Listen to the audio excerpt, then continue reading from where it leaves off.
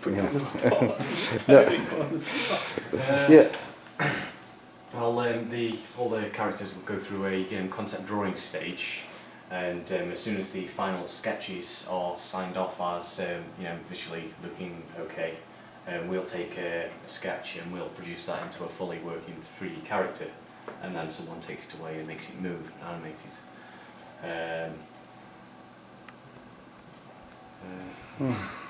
That's all right. We'll get an image of what's on the screen. That's great. I'm just trying to. Let me just load something interesting. It's all right. So you actually produce the 3D character. Yeah. You don't do backgrounds or anything. You're particularly focusing on figures. Right. That's right. Yeah. Artists often have a kind of area of work that Right. they actually do best. So that they'll be kind of 3D, there'll be animators, Right. there'll be texture artists who only draw like 2D textures, which are then actually sort of are applied onto the 3D models. Okay. And that there are other artists who do sort of everything. Okay. But Usually specialising, is that the norm? often specialising, yeah. Okay. So I've not really specialised in any as such. It's just very talented in general. Oh, is that, right. So you can do more than you do animating 2D and. Yeah, I've done quite a lot of animating in 2D, but I mainly work with special effects. Right. Mainly. And how long would it take you to sort of create that 3D character there, for instance? As soon as it gets to my part, as in the character's already designed. Right. So you're working with its movements and its. I'm working with the general tone of the character to try and make it realistic. Right. And to get all the shapes right, to make it look a bit mean or so on. But in general, I try and base as much as I can on the sketch. Okay. That was the agreed design. Right. But yeah, I do put some thought into the movement, so that when it does eventually come round to have to move, it doesn't cause any problems. Okay. But even though that won't be my part, Okay. doing the actual boning and so on. Fine. That's an empty cupboard. I have to try and make Yeah. the skin move We properly on actually- the bones, Yeah. That. so that And it we doesn't also, cause too many, or as few as possible problems, so that all Right. So you will look at Yeah. established images and. And we actually have a look at armour and the clothing and stuff like that. And then after all of that, we then have to turn that into a style, which is ours for the game. And then all the characters in the game will have to adhere to that style. So it's like very different to in the game where these are sort of fairly accurate. Right. But Yeah, they've got verisimilitude, haven't they? Yeah. So that's the bone structure. Yeah. and then Yeah, I see. Other imagery Yeah. will be like very fantasy based. Right. Right. It'll be that. See, that's interesting because the stuff we're looking at the universities, To us, isn't they tend to work with the bone structure because they're dealing with more complex realities. They're dealing with multiple movements through time with a whole number of characters, and they haven't got the processing power to put the realism on top of it. I mean, we're actually how this game works is that we have a joint company which is half Climax, half Games Workshop, and that they will administer it as an online game. Right. So there is a person who is employed by that company. Right. So it's a bit. It's a. I mean, that is one of the things we want to. That is one of the things we want to talk about on the day. Actually, to what extent the license holder might impress upon you particular requirements, in a kind of way that. Sure enough. So I mean, that is a sort of thing for discussion, perhaps. Yeah, well, that'll take the whole afternoon, I think. Just that one.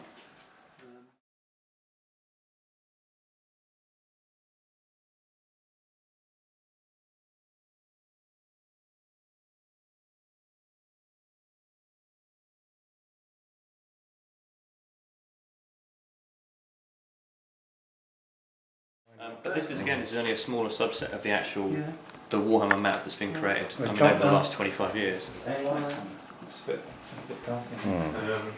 But no, the idea is we're going to sort of start off with a number of different areas, and then so as time goes on, kind of expand the number of areas in which you can play. So like I say, I mean, you can kind of, the idea is this is probably this doesn't look as nice, but this is probably a better map. Because like I say, we're going to be building it down to kind of Carrick-Naun, all the way up through Nuln, Altdorf, Marienburg, kind of keeping that mountain range as a nice border, including Parabon, because that gets you Bretonnia, and the Lauren Forest. So you can play a number of different races within that. And the idea is that Marienburg is a port, so that kind of attracts a number of different races within the Warhammer background. So you can either play an Old Warler, you can play Southlander, you can play Bretonian. So there's a number of different variations kind of sort of humans you can play. You can also play halflings, you can play ogres, you can play wood elves, you can play high elves. So as we expand.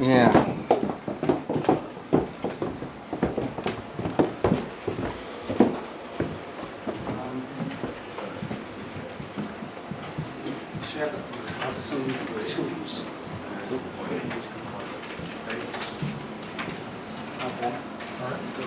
Could we just do a bit of filming of some tools? Right. Like your editor. Which one do you want to see? Mountain thing. Yeah. Yeah, I was just reading that. It's probably throwing out your own. It's alright. This is a tool that we're actually writing to create a world like easily. If you have a look at the world, it's a load of mountains. I mean, obviously that takes a long time to create all that information. So we sort of have to write our own tools which will create that stuff for us. And Okay. this is one kind of early silly version of it. So that will make it easier for you to create those mountains or forests or whatever. That's right, yeah. Or we can sort of have areas like this, which are like full of mountains, but then into that, throw areas which are actually flat for gaming on. So you have an area where you actually do stuff, and around that is mountains. And how long would it take to develop a tool like this, for instance? This might be a question for you. Is it Ben? Yeah. Right, okay. Well, it depends what's involved. I mean, we're doing in about 4 weeks. 4 weeks. Really depends on the scale of it, really. Fingers crossed it'll just work. No, Okay. it's literally just sort of winding it up. Right. It's right at the end. Is this the when you put the magic? Magic Mayhem. Yeah, Art of Magic, yeah. So what we've got here is So it's not picking up. these are like modules, if you like, of the base ones does things like memory handling, stuff like that, really horrible technical stuff, but you know, it has to be done. All the way down to sort of network library, you've got sort of scene graph library for the rendering and stuff like that. So then you build all the bits together. What I'm doing now is I'm putting them in randomly, so I've got to find out more locations where they could be. So rather than having about 8, I'll have about, say, 27 that will pick 8 out of those 27 each time the level kicks up. Right. And then just to kind of give you a full picture, if I go,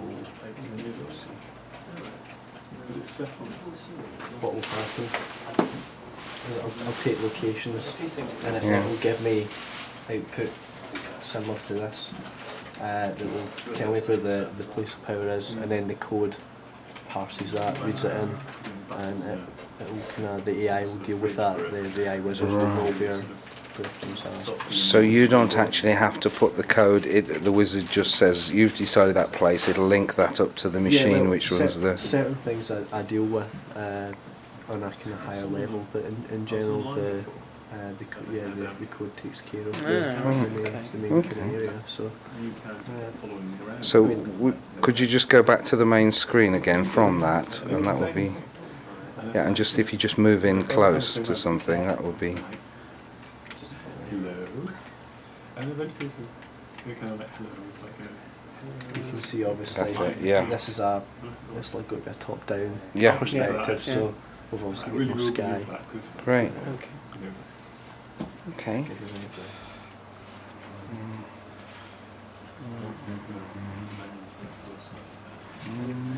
Strategic reason for the three separate sort of spaces. It's just purely.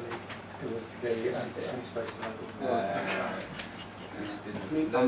On the whole, they would have all these project. Right. So like our fan office. Effectively, what we can do is do descriptive items. Like one team over here like and then one team over there. that. But they'll be sort of like interactions in between each of the teams. But In an open plan, everybody together. Fancy things. Yeah, sorry? I don't know. But, It works quite well for us. Does it? Yeah. Do you think it's common to other games? Do you think? fairly common. Yeah.